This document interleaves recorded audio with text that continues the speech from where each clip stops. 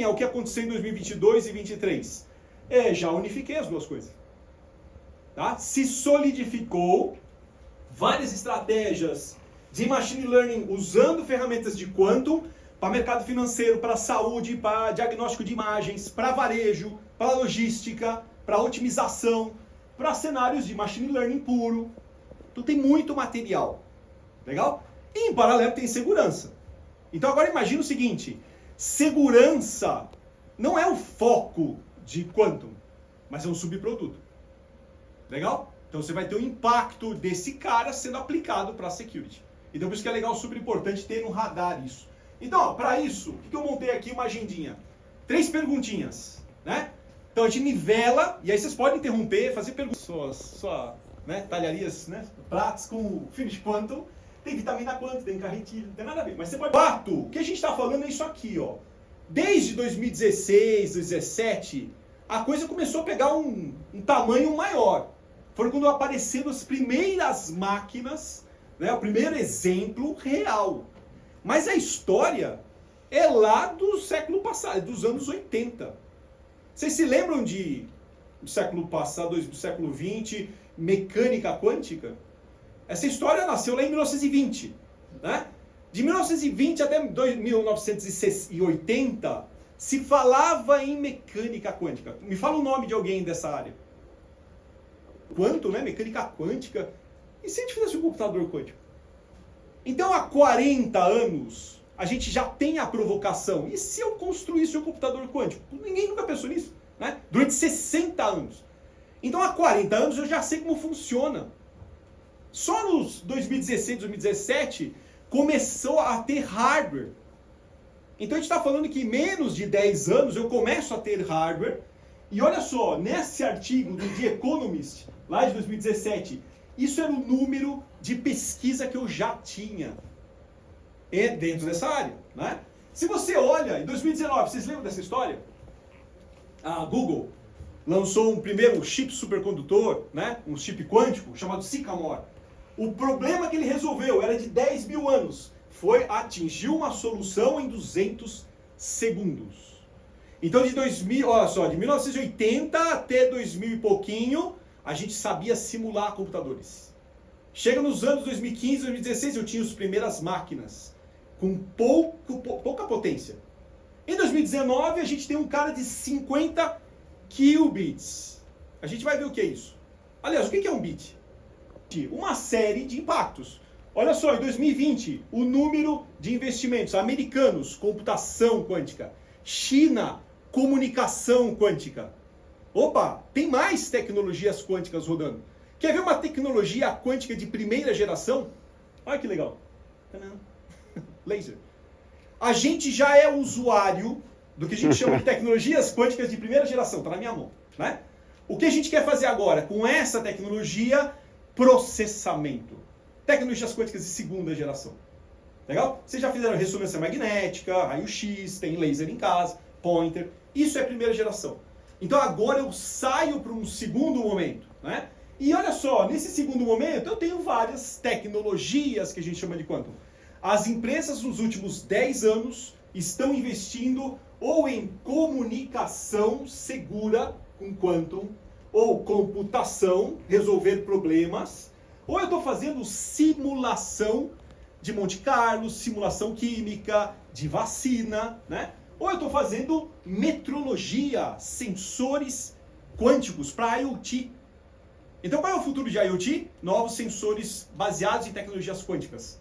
O que tem de vantagem? É a tecnologia mais precisa do mundo. Olha o que está chegando até 2030. Legal? Até aqui, tudo bem? Básica e evoluir tecnologias quânticas na Europa. Né? E se você pegar o mundo, já tem 46 países no mundo com plano nacional de tecnologias quânticas. A gente tem plano nacional de IoT, né?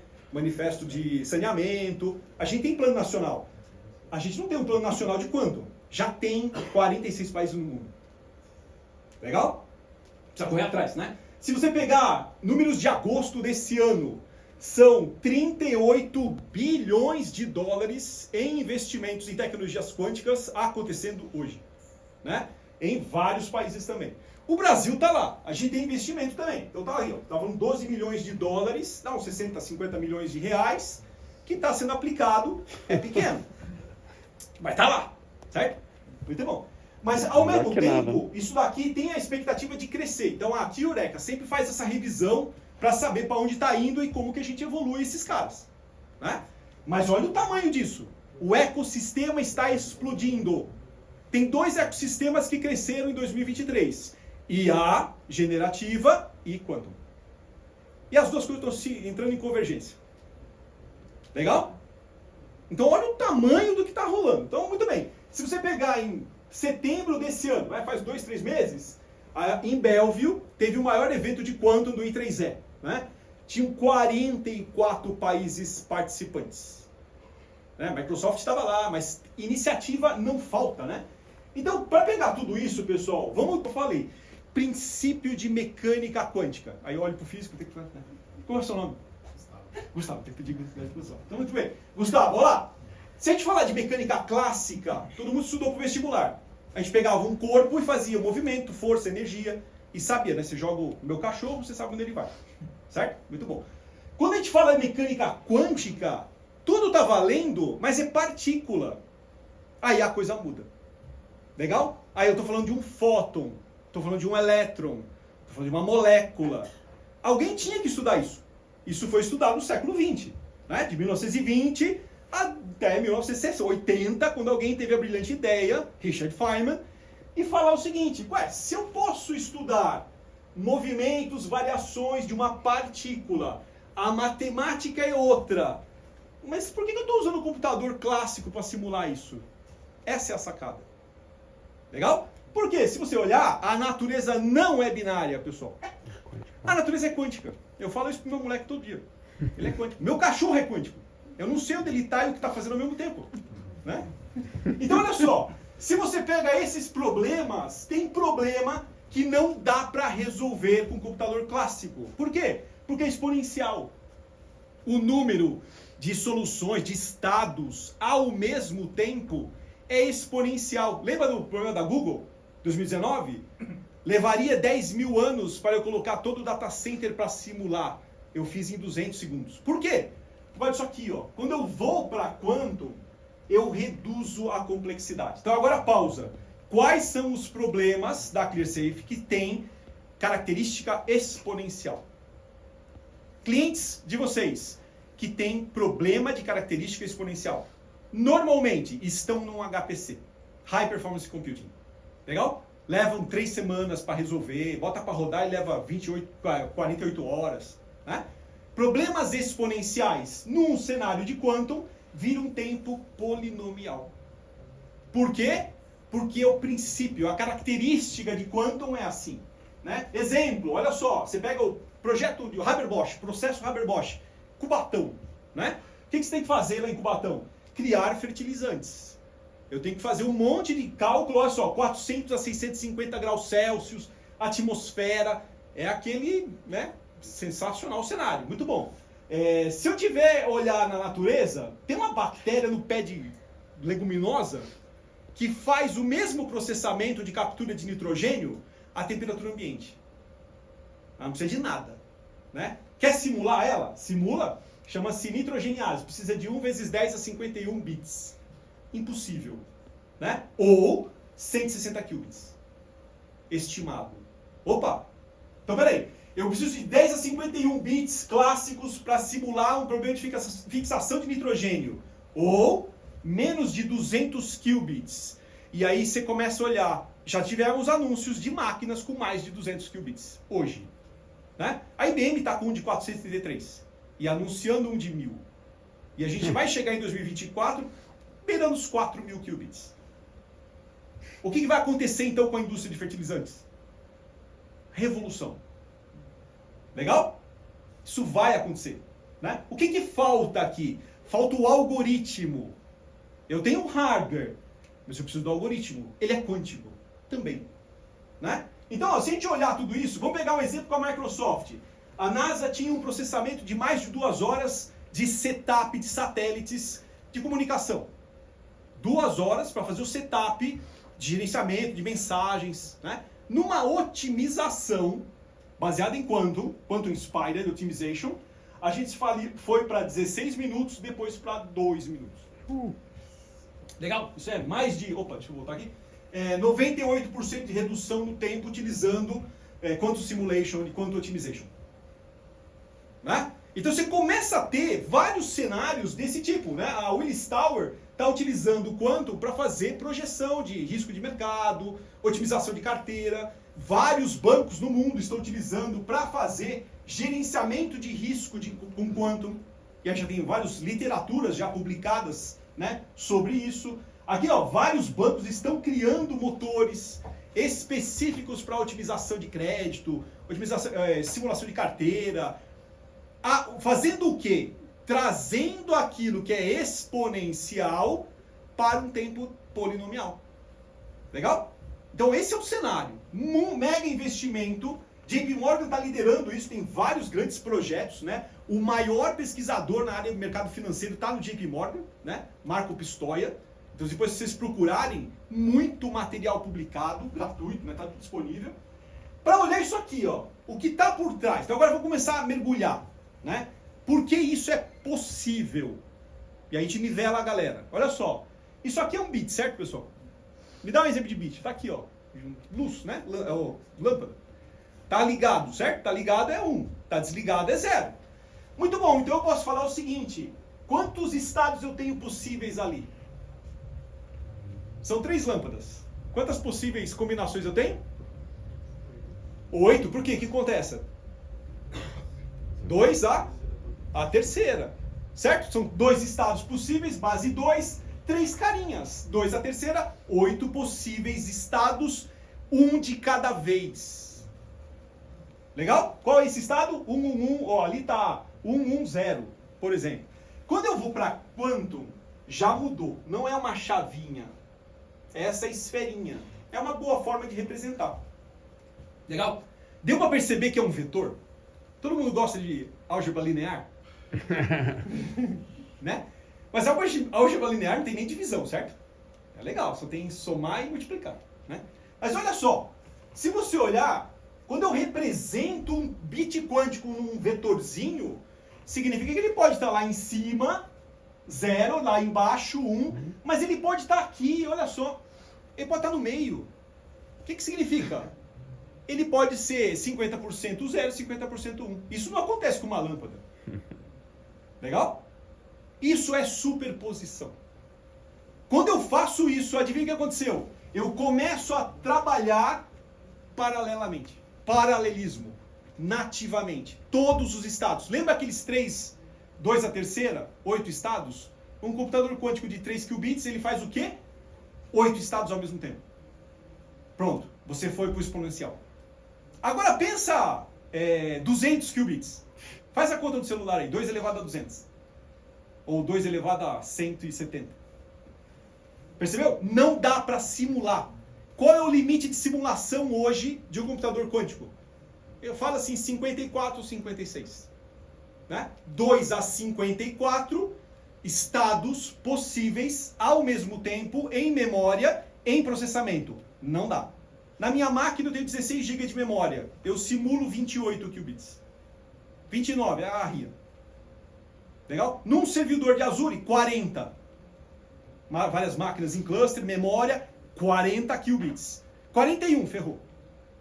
Eu preciso de mais. Tem que ter um computador de verdade. Legal? E olha só, ainda tem entanglement. Eu posso ter cenários onde esses dois manezinhos aqui estão conectados. Não dá para falar um sozinho do outro. E a coisa muda, começa a ter mais impacto.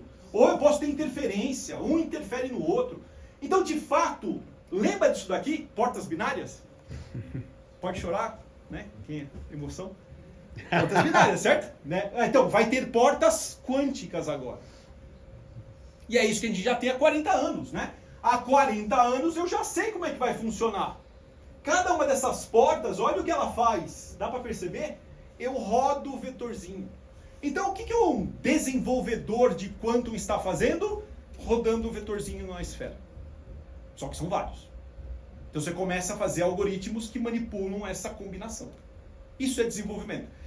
Para mexer em vetor, você lembra, né, na faculdade? Álgebra linear. Né? Matriz.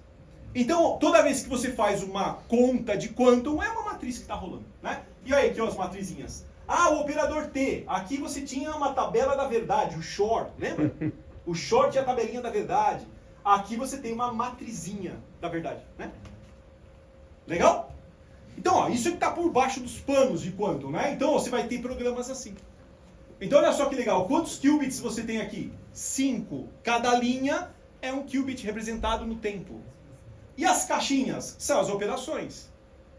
Agora, aqui é estudar, né? 5 qubits. Você vai resolver um problema de Covid, você vai ter 1000 qubits.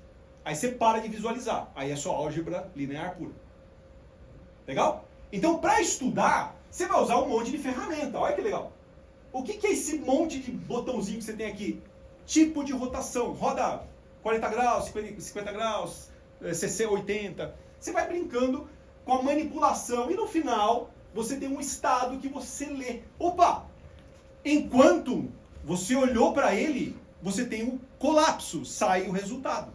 Então você não olha enquanto está rodando. Legal? Você bota para rodar e ele sai probabilisticamente um valor. Rode várias vezes. Então computação quântica é probabilística. Mas é tão rápido, o que você faz? Aqui você cria um cenário onde ela roda 1000 vezes. E aí ela vê a distribuição probabilística. Qual o estado que saiu mais? Esse. Opa, solução. Faz em computação clássica. Não dá, porque é exponencial. Leva 1000 anos. E é assim que funciona. Legal? Ou você pode até representar para estudar numa esferinha. Não dá para botar 1000 bolinhas, é que você não vai entender nada, né? Mas aí você tem lá os vários protocolos, exemplos, que começam a exercitar esses cenários todos. Cabe num slide os algoritmos de quantum. Olha que legal. Né? Você quer ficar famoso? Escreve um algoritmo de quantum, aí você ganha o seu nome no algoritmo, né? Ainda está assim, né? Mas em resumo é isso, ó. Você tem... É difícil, né? Então você tem vários algoritmos aplicáveis para cada problema. E aí a pergunta é, mercado financeiro? É simulação? É busca? É faturação? Qual é o problema? Então qual o problema de natureza exponencial que a ClearSafe tem hoje? Você já resolve? Ou nem já desistiu? Nem resolve. Porque fica muito caro, né? É HPC. Esse cara é candidato. Aí você vem para cá. Qual é a variação de problema que você vai usar? Desses aqui, 2 deles incomodam segurança da informação. Quem sabe? Ou já viu? Qual? Krypton, qual deles? Aparece aí? Tem 2. Valendo um Xbox aí, pega com o pai. Olha lá, Shor e Groover. Então, ó, a partir daqui, alguém fala para você, a computação quântica vai acabar com tudo. Aí você já faz a pergunta, mas você está falando de Shor ou de Groover? Porque a coisa muda. Legal? Aí o cara já, né? Aí ele fala, não, de Groover. Ah, então não é tão desesperador. Legal? Não é tão desesperador, mas é um pouco também por causa do Shor, né?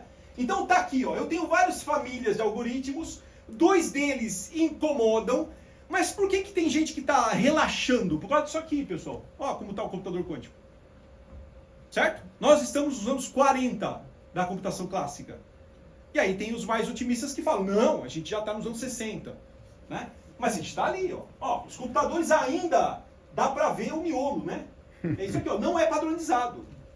Os data centers do mundo de HPC estão 70% deles preparando espaço para computadores quânticos. Hoje. 70% dos HPC data centers estão separando espaço para quantum.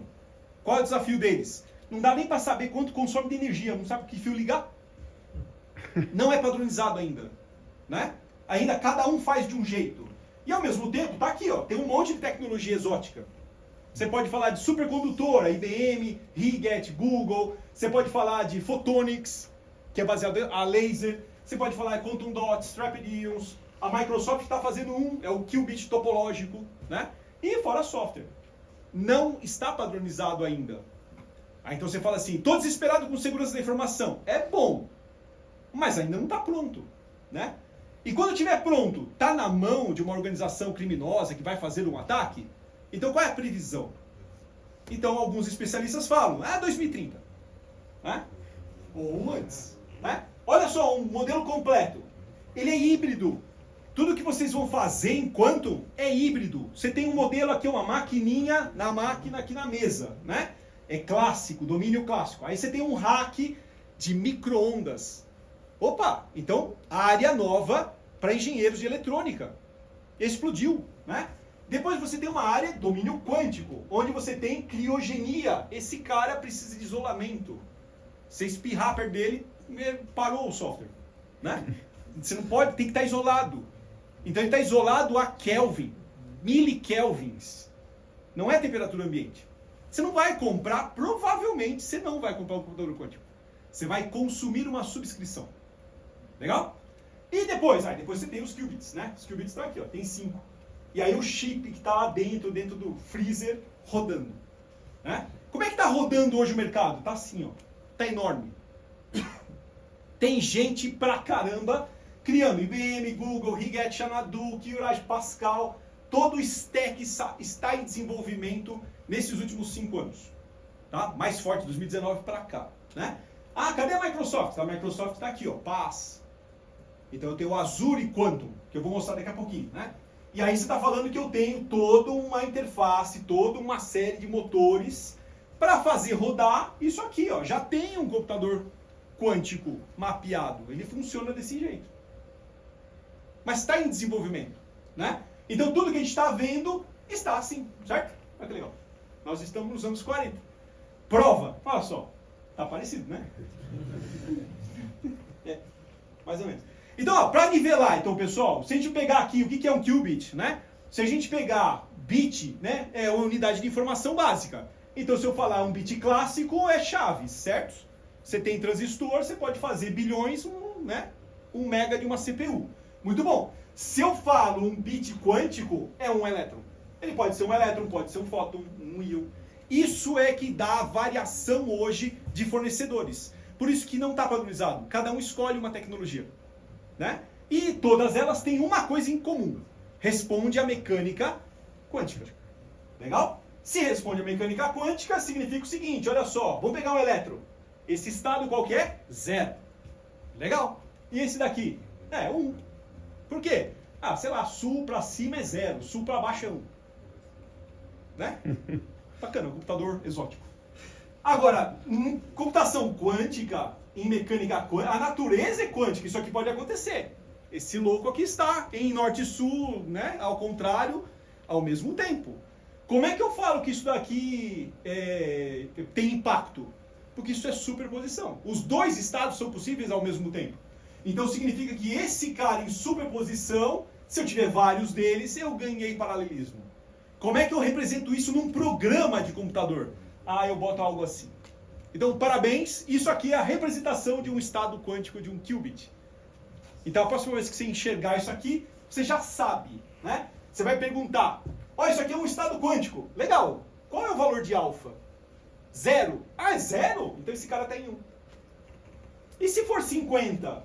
Aqui eu estou fazendo uma aproximação, né? Mas é isso que está acontecendo. Eu tenho um peso. Agora, você imagina isso 1000 vezes. Isso é a matemática por trás de um computador quântico. Legal? Até aqui, tudo bem, pessoal? Então, o quadrado, você vai ter 1, por quê? Porque, de fato, tem que ser 100%, né? Ele não pode ter um outro estado. Adivinha? Existe trio kit. Se não tem o qubit, você pode ter o trio kit, né? Ou seja, qtrit, né? Que basicamente tem 3 estados. Opa! Então, na natureza é quântica. Eu posso ter fenômenos que têm múltiplos estados ao mesmo tempo. E aí já adivinha, tem gente explorando até se dá para fazer computação com isso.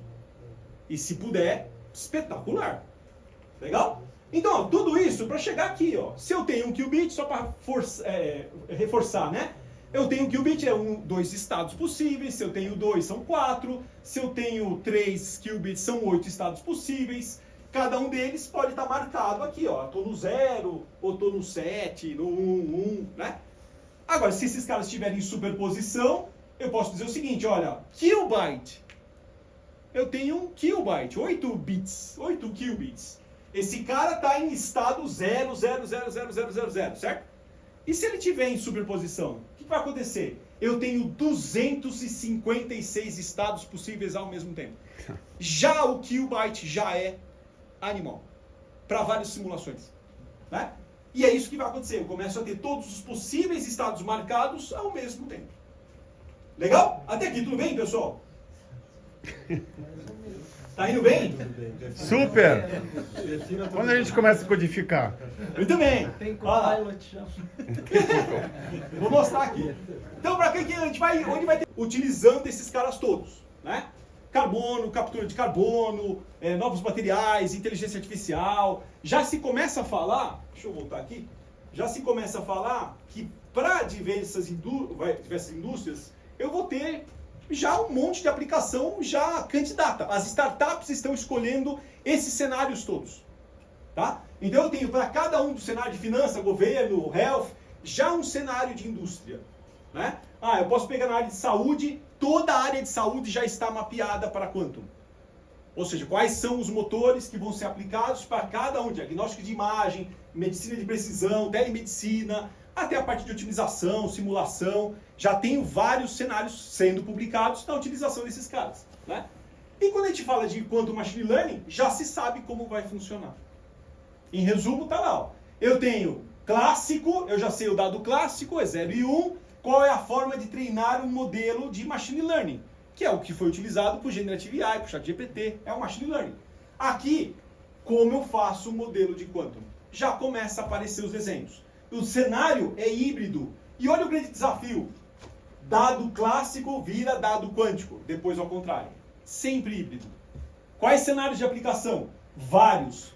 De genética a finanças.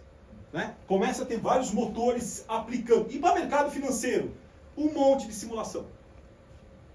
E esses caras todos. Né? Seja simulação de Monte Carlo, speed up, suporte vectors, classificação.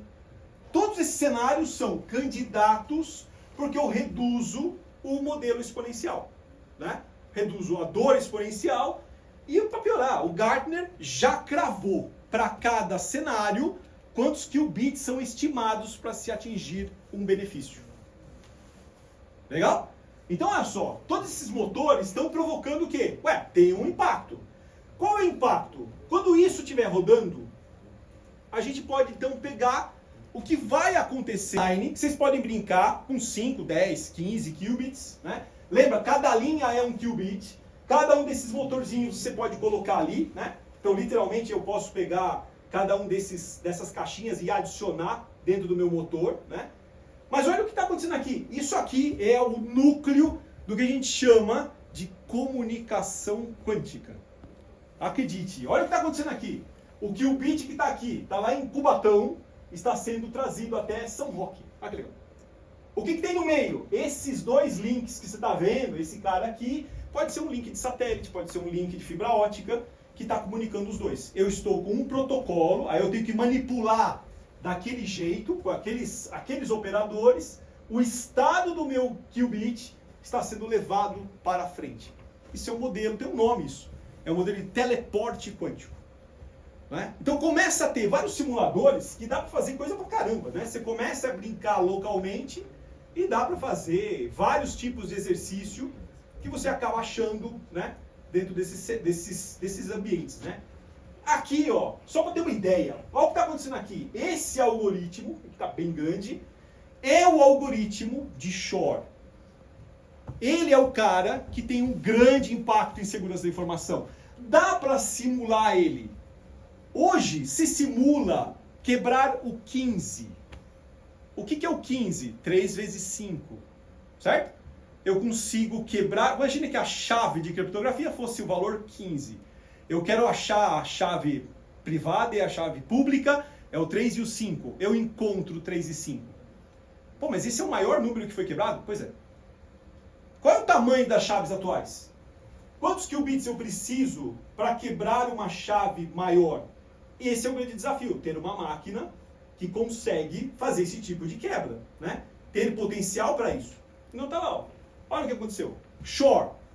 Desde 94, a gente fala que a gente vai ter um problema em segurança da informação. Legal? Shor criou um algoritmo que não era para quebrar a criptografia, era para fazer fatoração de número primo. Só que tem um problema, né? Fatoração de número primo é a base da criptografia. Então olha só, você pega aqui, multiplica, pega dois caras, números primos muito grandes, multiplica, é facinho. Pega esse cara, tenta fatorar e achar os componentes. É difícil se o número é um big number. Legal? Portanto, você cria algoritmos de criptografia baseado em fatoração. Isso é resistência. Muito bom, agora pega o Shor, bota para rodar, ele descobre para você. Para isso, eu preciso ter um hardware grande. Eu ainda não tenho. Mas quando eu vou ter? Não sei. Legal? Pode ser que você tenha em 2027? Pode. E se tiver em 2027? Ferrou. Né? E se tiver antes? Ferrou mais ainda. Né? Se tiver depois, faz alguma coisa. Legal? Esse é o Shor. Ele quebra faturação. Agora vamos pegar o Groover. Outro cara também. Ele pensou, e se eu usasse Quantum para buscar mais rápido? Buscar significa o seguinte, ó. Tem um bando de opções, de chaves, de senhas. Qual é o pior cenário? Testa tudo. Qual é o nome disso em ataque de segurança? Força bruta. Ah, então eu faço O-A-N. Big O de N. Quantas chaves possíveis?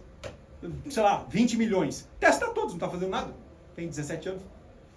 Né? Só que tem um problema. Quando eu uso o Groover, tá lá, olha só. Complexidade.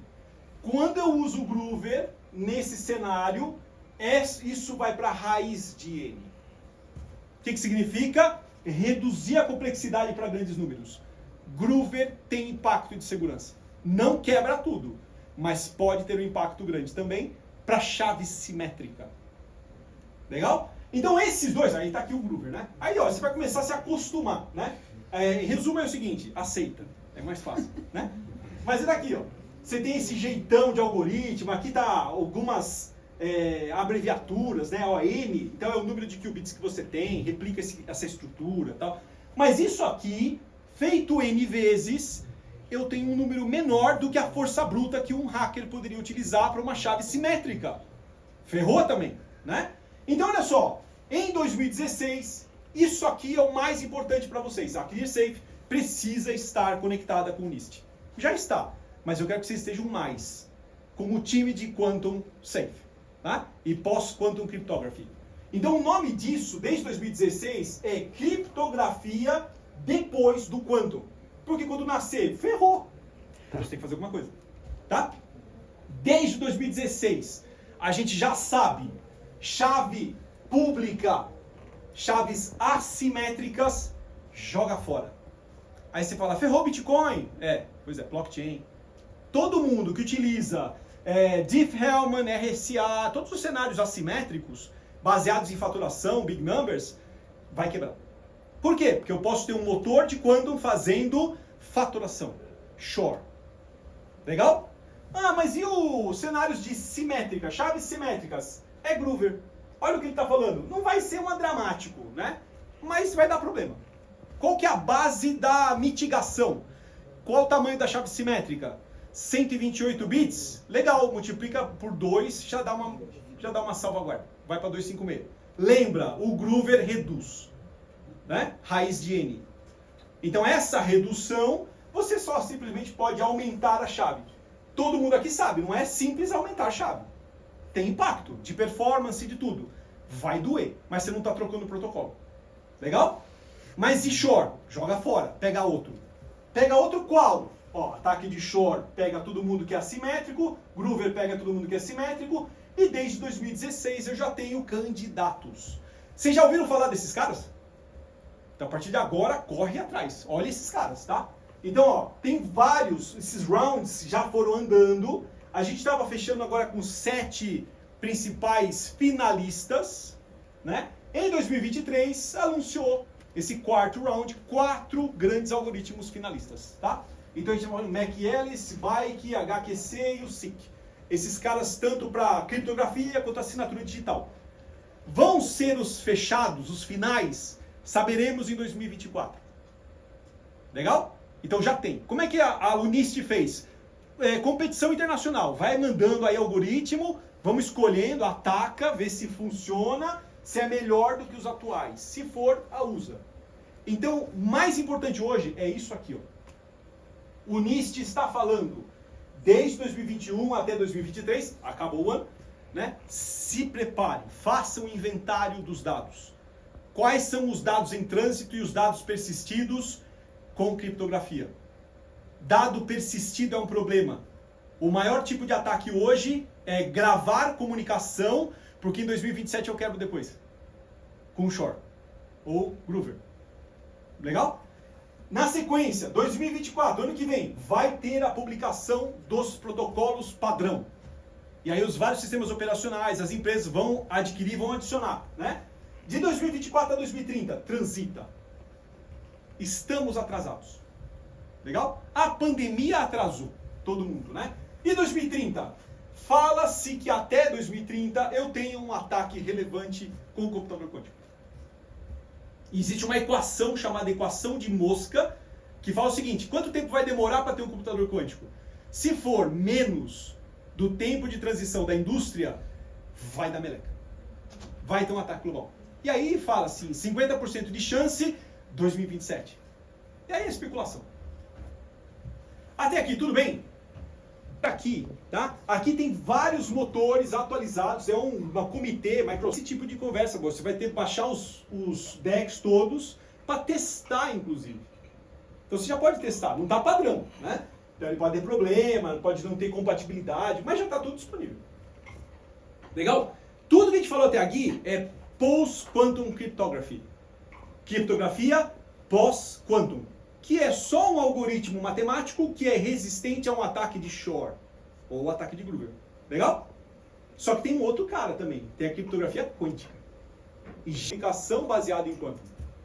Isso não precisa de criptografia, ele é nativamente seguro. Por quê? Porque se o hacker olhar para esse link de comunicação, se ele tentar fizer um spy, já detona a comunicação. As pontas já sabem, o Bob e a Alice já sabem, ó, tem um IV no meio, para tudo. Refaz o link. Não precisa de criptografia. Legal? Então a gente está usando isso daqui para submeter chaves. Então eu tenho um protocolo baseado em quantum para a distribuição de chaves de segurança. E isso desde 2017. Eu já tenho empresas utilizando o que a gente chama de Quantum Key Distribution. Vários bancos na Europa já têm links de comunicação segura em quantum, né? E aí você pega na Suíça, por exemplo, eu já tenho lá em alguns quilômetros um banco trocando chaves com o outro em canal seguro. Quântico. Impossível quebrar, porque é baseado na natureza. É um princípio de mecânica quântica. Olhou, colapsou. Já sei que tem um problema. Legal? Na China, você tem empresas como a ID Quantic, já está vendendo hardware para você fazer o seguinte, geração de números aleatórios. Todo mundo sabe que a gente tem pseudo-número aleatório, certo? O computador clássico não faz número aleatório 100%. É pseudo-aleatório, o random, né, que a gente faz. Esse cara faz um hack server para gerar número aleatório real. Por quê? Porque o elétron, onde ele está? Ele está lá. E depois? Ele está aqui. E agora? Não sei. Esse não sei é 100% aleatório. É natural. Então eu posso utilizar essa tecnologia para fazer um hack server que faz números aleatórios reais. Já dá para comprar. Né? Hack servers. Isso para que eu uso? Grandes bancos utilizam isso para semente de criptografia. Fazer sorteio de chaves. Né? Outra, se você pegar aqui, ó, na China já está fazendo satélite. Então agora eu já consigo até colocar, eu não tenho uma foto aqui, eu não tenho. Esse aqui já é um experimento, é o satélite Mícios, onde eu tenho mais de 1000 quilômetros e eu conecto a Terra com algum lugar via comunicação quântica. Esse é o nível que a gente está hoje. Isso já é 2030, 2040. Legal? Então, ó, já sabe, comunicação quântica, criptografia quântica. Troquei algoritmo, criptografia pós-quântica. Né? Para me proteger de Shor e de Groover. Então, para fechar, pessoal, o que a Microsoft está fazendo? Mas eu tenho Pascal, IonQ, é a maior plataforma multi-hardware do mundo, né? Para você fazer programação. E ao mesmo tempo, eu tenho todos os motores dentro de Visual Studio e agora também junto com Copilots. Eu vou mostrar daqui a pouco. Né? Não é ataque de segurança, certo? Ataque de segurança é outra coisa. Estou num protocolo de segurança resistente a quantum. Eu quero fazer um algoritmo, né? Ah, você quer fazer um algoritmo? Então legal, ó, você pode programar em Q#. E é literalmente parecido com C#, né? Então literalmente você pode pegar aqui a estruturinha do C#, faz o factoring, e ele tem lá os comandinhos sobre os meus qubits. Você pode criar os terminais, botar nome no qubit, né? E aí cada um dos operadores vai fazer alguma coisa. Bacana? Né? Ah, eu posso também fazer simulação, né? Localmente, né? 30. Não, eu nunca cheguei a isso. Meu 28, né? 28 qubits locais, ou 40 nos simuladores de nuvem. Para que eu vou simular? É legal você simular antes de botar num hardware real, né? E ao mesmo tempo, quero estudar. Biblioteca é o que não falta. Você tem a KDQ, CATAS, tem um monte de laboratórios que a Microsoft está criando ao longo desses anos, né? Workshops diversos, e isso tudo gera esse cenário aqui, ó. Você tem uma subscrição, você mandou para um hardware, escolheu um provedor, botou para rodar no provedor. Volta um resultado. Aquela distribuição é o resultado. Rodei 1000 vezes, tem uma distribuição. Ah, descobri. Os estados 1, 0 e o 000 são a solução do meu problema. Aí você vai falar, como é que eu modelo isso? Essa é a grande desafio. Tá? É o modelo. Qual é o problema que você tem, qual é o algoritmo que melhor adapta. Tá? E no final, ó, você vai ter um cenário assim, ó, milhares, centenas de startups, empresas, fazendo o que a gente chama de uma grande comunidade de quantum, hoje, no mundo. Tá? Para fechar, pessoal, anúncios que a gente teve esse ano, né? 3 coisas importantes. A Copilot de Quantum, o roadmap da Microsoft, ela está chamando de supercomputador quântico, né? Ou supercomputador global, né? Planetário, e o Azure Quantum Elements. Esses 3 caras são os 3 motores mais importantes hoje pós-Generative AI.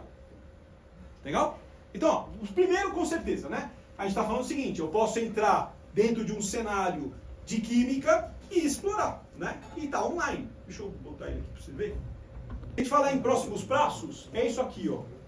O tempo que a gente está hoje é o que a gente chama de Quantum Education, né? É pegar todo esse material que você viu, tem muito material, e colocar em times para estudar. E especificamente, Education em Security. Acompanhe aquele exemplo que eu mostrei, que é de agosto, que é o guia de implantação de Quantum Safe. Super importante, porque a gente já está atrasado. É 2023, 2022. 2024 já vai ter os protocolos.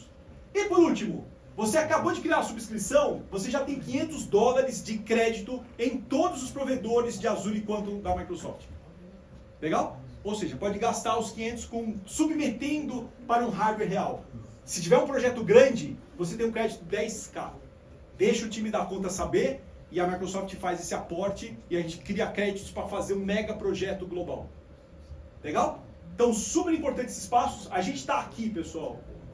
É transformação estrutural. Tem um novo usuário. Você viu o Paiva mostrando, né? Mas é um novo modelo de computação também nascendo. 2024 não é de POC de ensaio, é de escala. Os projetos vão ser reais. Tudo que a gente testou em 2023 vai se implantar em 2024. E não esquece disso daqui. É Quantum Safe, é IA responsável. É aqueles slides também do Paiva. Eu tenho que ser uma responsible IA, mas eu também tenho que ter Quantum Safe, porque as duas coisas vão acontecer pra caramba. Legal? E depois tem um monte de livro para vocês lerem pro final do ano, até o Réveillon. Né? Esse aqui é bem legal, olha só. Né? Como explicar pro seu cachorro, nunca consegui. Legal, pessoal? Então, ó, dúvidas, comentários, eu boto aqui o LinkedIn, eu sempre